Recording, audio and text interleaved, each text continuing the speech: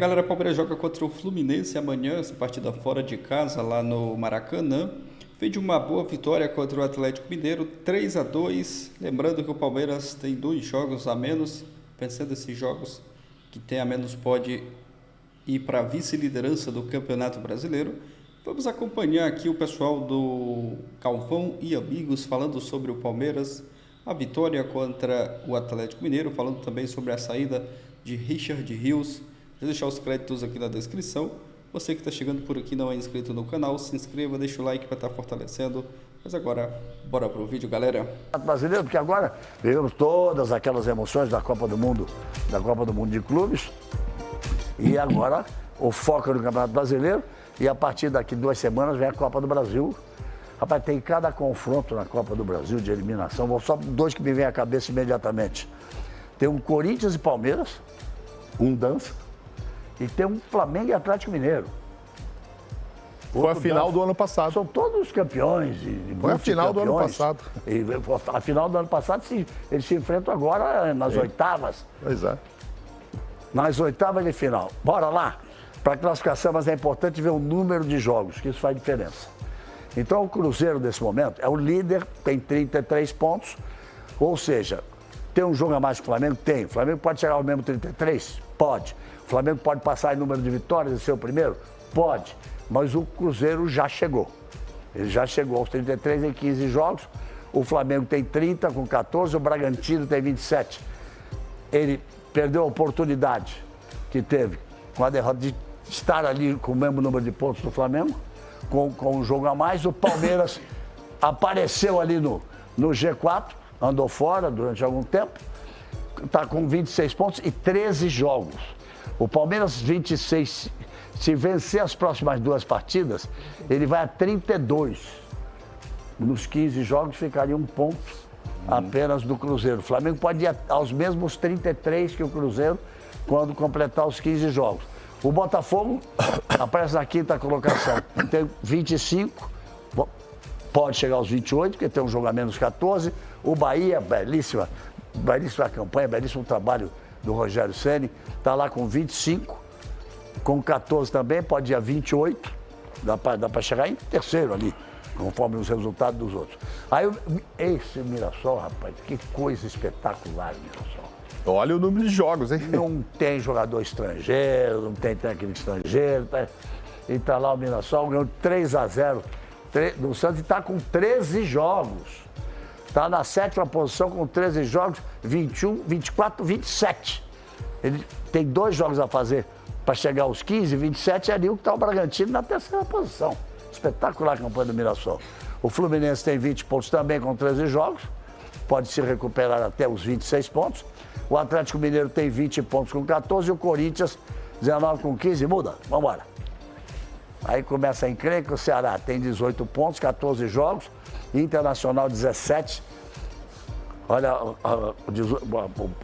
então o Ceará 18, o Internacional tem 17, o Grêmio tem os mesmos 17, todos eles com 14, faltando um jogo. O São Paulo foi a 16 pontos, o Vitória foi a 15 pontos, esses já completaram os 15 jogos. O Vasco foi a 14 pontos com 14 jogos, ou seja, então corre risco. E quem está atrás do São Paulo tem jogo a menos, atrás do São Paulo do Vitória. Porque o São Paulo tem 16 pontos, 14º colocado, com 15 jogos. Aí você vai lá, o Vasco tem 14, o Santos tem 14, Juventude tem 13, Fortaleza tem 14 e o Sport tem 3 pontos apenas, situação dramática do Sport. Vamos começar com Palmeiras e Atlético? Vamos embora? Então vamos embora. O que nós temos aqui para mostrar? Do Palmeiras e Atlético, vamos embora. Vamos ver os melhores momentos aqui no telão. E é curioso, para quem quiser falar, por favor, já estou falando demais. Aí o primeiro gol, o gol de cabeça, é a primeira vitória do Palmeiras jogando no campo dele. Em 15 jogos, você faz 8 ou 7 em casa, não sei quantos, no caso, quantos fora, são 7 do Palmeiras em casa. Primeira vitória do Palmeiras jogando em casa. O que quer dizer isso?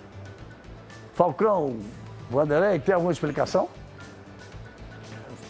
tem uma explicação lógica não, já que o Palmeiras sempre foi muito forte jogando em casa, né? Ele sempre fez diferença jogando em casa, né? Ganhava fora e em casa sempre confirmava, né? E agora está tendo dificuldade para jogar em casa. Eu acho que é a maneira da equipe como tem se comportado, né? Eu acho que ela tem agredido... Fala mais alto um pouquinho, Vanderlei. A mesma coisa sempre. Acho que o Palmeiras está agredindo mais do que ele agredia antigamente. Ele está tentando jogar mais e com isso ele fica mais vulnerável. Entendeu? Porque o Abel sempre foi um pouquinho mais receoso, né? Sempre foi mais tranquilo, né? Agora o Palmeiras está tentando decidir mais jogos, então fica mais vulnerável, fica mais complicado. E principalmente contra equipes menores, né? Mas eu acho o Palmeiras muito consistente, sabe? Olha, o time do Palmeiras, quando ele não ganha, eu pelo menos acho que ele tem sempre cara de chegar. Não é um time que de repente está jogando, ganhou, empatou, não. Ele está num ritmo intenso, perdendo ou ganhando, ele é um time que dá confiança de que vai chegar. Não sei se vai ser campeão, mas ele vai lá, está sempre brigando em cima. Ele tem uma consistência de trabalho, consistência do Abel, do Palmeiras, que é impressionante. Mas o Palmeiras perde um grande jogador agora. Muito. O Richard Rios, que foi... como negócio, um dos maiores da história. Não sei exatamente... Não me vem exatamente o número na cabeça, vou pedir a produção... 30 milhões. Para que pensa fazer? Quer ver a venda do Palmeiras? O Endrick foi para o Real Madrid por 35 milhões de euros fixos e 25 milhões por meta. O Estevão foi para o Chelsea, depois do Mundial, com 45 milhões de euros fixos, mais 16,5 milhões por metas. Então veja onde é que isso pode chegar. E o Richard Rios foi para o Benfica para ganhar menos do que a proposta que ele tinha no clube inglês. Ali médio, quando muito, né? Mas os caras foram espertos, botaram ele para conversar no telefone com o Rui Costa. Que isso era só o ídolo dele. O ídolo dele como jogador e que hoje é presidente do Benfica. E o cara convenceu o Richard Rios a ir para lá. 30 milhões de euros fixos. Mas o que eu quero dizer é que me parece, se eu não estiver errado, que você me corrijam, o Palmeiras quando comprou pagou 1 milhão. É o Guarani, né? Ele pertencia ao Guarani, de Campinas. Pagou 6 ou 7 de reais. E aí vende por essa fortuna. Como negócio, como grana, foi bom, mas como jogador, perde um jogador muito importante. Substituído ontem pelo Evangelista, que faz o primeiro gol, né? Que bom, olha, temos um cara, não é a mesma característica, não é a mesma qualidade, mas me parece que vai ser o titular, a não ser que chegue outro, e ele foi feliz, até fez o primeiro gol de ontem. Parece também que desses 30 aí, 10% é do próprio jogador, 70% são do Palmeiras, mas mesmo assim são 130 e tantos milhões de reais, é bastante dinheiro. Vai fazer falta, claro. Ele foi vendido ao Benfica por 30 milhões de reais, 70% do dinheiro do Palmeiras, 13,34 a formação. Exato. E ele não fica no Benfica.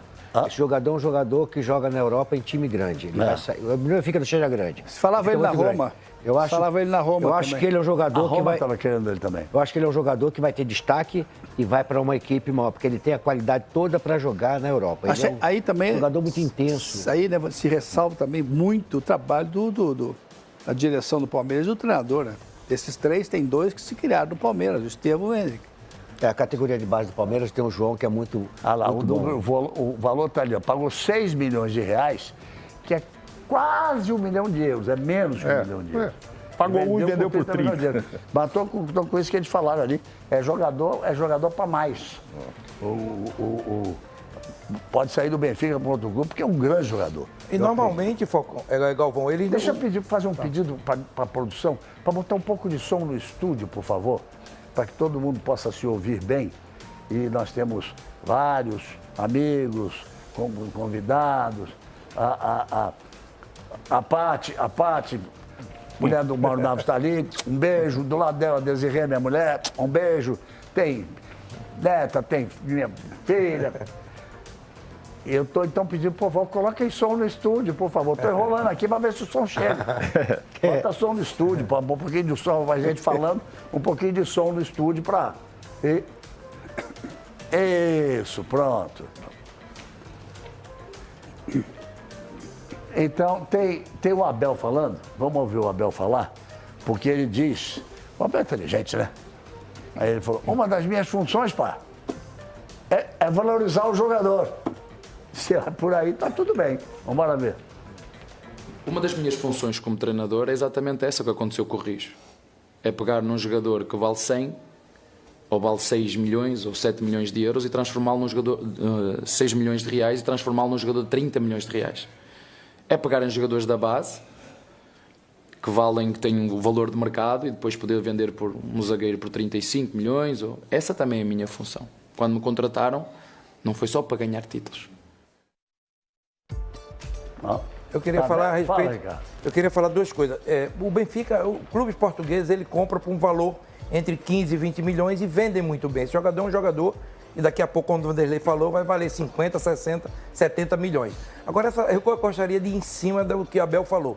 Mas é muito bom o Abel falar isso, porque o cara responsável por tudo isso está aqui no programa. Chama Vanderlei Luxemburgo. Porque quando o Vanderlei chegou, o Palmeiras não vinha ganhando título, mas não colocava a categoria de base. E a chegada do Vanderlei, eu falei com o João Paulo da base e disse, Vanderlei, ele muda toda uma estrutura montada que a gente vinha preparando, mas que nenhum treinador teve a coragem de fazer. E esse treinador está aqui, que é o Vanderlei Luxemburgo. O Abel está fazendo, é claro, mas nunca foi de usar a base. Ele usa a base porque depois da chegada do Vanderlei, eles viram que tinha uma base muito forte. Então, Vanderlei tem tudo a ver com esse sucesso do Palmeiras, colocando a garotada. A chegada... Não, você foi campeão paulista com o Palmeiras, e aí saiu e chegou o Abel, não foi isso? O Abel em seguida. Você passou... Campeão, acho que estava 7, 8 anos sem ganhar um campeonato. Tinha perdido 2 finais em casa para o Corinthians, nós ganhamos por pênalti, né? O João Paulo é craque nesse negócio da categoria de base, é o melhor que tem aqui. Tem informação de tudo quanto é lado, é um baita captador e conhece o mercado e sabe lidar com a base, né? Eu fiz o seguinte, tinha que contratar jogadores ou pegar da base. Eu peguei da base, porque o que o Abel falou aqui, eu falava muitos anos atrás, são coisas que no Brasil são muito complicadas. Né? Eu falava isso de ser gestor, que o técnico é um gestor, ele está ali como responsável de alguma coisa e é um negócio.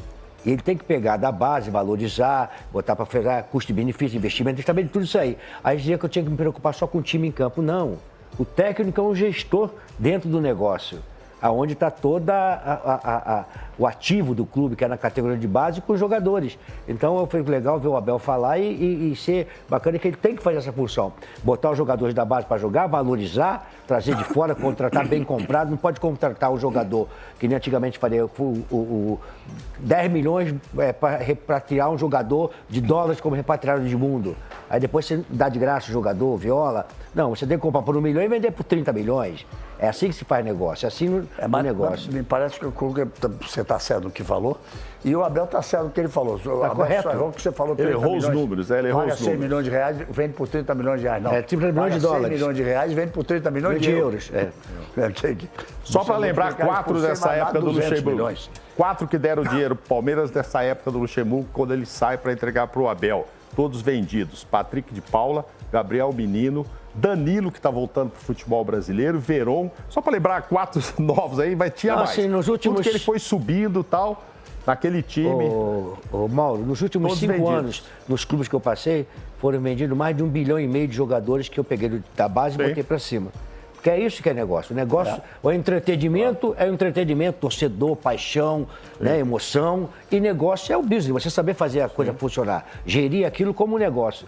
Não é só você ficar, tem que ser treinador de campo. Não, treinador de campo não, ele tem que ser o head coach, é o responsável pelaquela parte ali que é inerente a ele. Entendeu? E além disso, também ganhar, né? Ganhar título. O torcedor quer saber de quem ganha, né? Tem que ganhar, senão tu não consegue ter estrutura. O torcedor quer ganhar. O torcedor não vai nunca se satisfazer se comprou por 100 milhões e vendeu por 200. Não. Se comprou por 15 e vendeu por 450. O torcedor quer ganhar. Mas esse é o contexto, né, Galvão? O contexto é o seguinte, esse trabalho todo que é feito de gestão, disso e aquilo, o final é a conquista do título. Claro. Aí o nego fala assim, na base não tem gato, tem que acostumar a ganhar na base também. Formar e ganhar, ser vencedor. Que ali que você começa a criar a estrutura de vencedor. Não, na base não se preocupa de ganhar. Não, se preocupa sim. Claro. Tem que ganhar, tem que começar a ganhar, cara. Até porque se não ganha na base, eles demitem o treinador da base. O jogador se acostuma a ser campeão.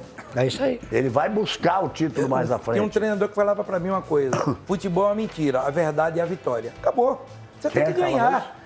um treinador português, Manuel José, ele falava que o futebol é uma mentira, só tem uma verdade, a vitória. Você precisa ganhar na vida, em tudo. E ele tinha outra frase muito engraçada que era: conhaque é conhaque, trabalho é trabalho. Na hora de beber, vamos beber. Mas é verdade, era o português. Tá bom. Tá então, bom. É a vida. Mas aqui, ó, aí você quer ver uma coisa, ficando no jogo do Palmeiras, a vitória do Atlético, o Cuca reclamou que o Atlético não jogou bem, mas o Hulk foi uma estrela. O Hulk é esse jogador que agrada. É isso, torcedor do Palmeiras. Um trecho para vocês aí do debate do programa do Calvão e Amigos, Grupo Bandeirantes. Deixar os créditos mais uma vez. Calvão, o Falcão, Vanderlei Luxemburgo, Mauro Naves e o Ricardo Rocha falando sobre o Palmeiras e essa saída também, né, do Richard Rios. O Palmeiras que lá quando contratou o Rios em 2023, né, pagou 6 milhões de reais e agora está vendendo o jogador por um valor, né, bem mais acima. Palmeiras lucrando nesse negócio, vendendo o Richard Rios. Era um jogador que ia ser muito difícil, né, o Palmeiras segurar o Richard Rios. Muito bom de bola, já com ali olhares de times lá de fora, né? Já estavam cobiçando o futebol do Richard Rios e o Palmeiras acertando ali a sua saída. Conforme o Abel citou na coletiva do jogo passado, né? Já tem o substituto ali no elenco, Lucas Evangelista, foi o que entrou na vaga do Rios no jogo passado. O Rios nem jogou, não foi mais nem para o jogo. O Lucas Evangelista foi o substituto, já marcando o gol, começando muito bem, mas é aguardar a sequência dos próximos jogos. O Richard Rios é um grande jogador, com certeza vai fazer muita falta, mas o Palmeiras tem um baita de um elenco com jogadores capacitados aí para assumir essa vaga que vai ser deixada pelo Richard Rios. Próximo jogo amanhã, 19 horas no Maracanã, o Palmeiras visita o Fluminense. O Fluminense, se não me engano, não venceu ainda após o Mundial, né? O Fluminense, acredito que ainda não venceu e está ali na 8ª colocação com 20 pontos. E o Palmeiras tem esse jogo amanhã fora de casa. Já deixa o seu palpite aqui nos comentários. Você, torcedor do Palmeiras, que está confiante, acreditando da vitória do Palmeiras contra o Fluminense, já deixa o seu palpite aqui nos comentários. Vou ficando por aqui, galera. Valeu e a gente se vê no próximo vídeo.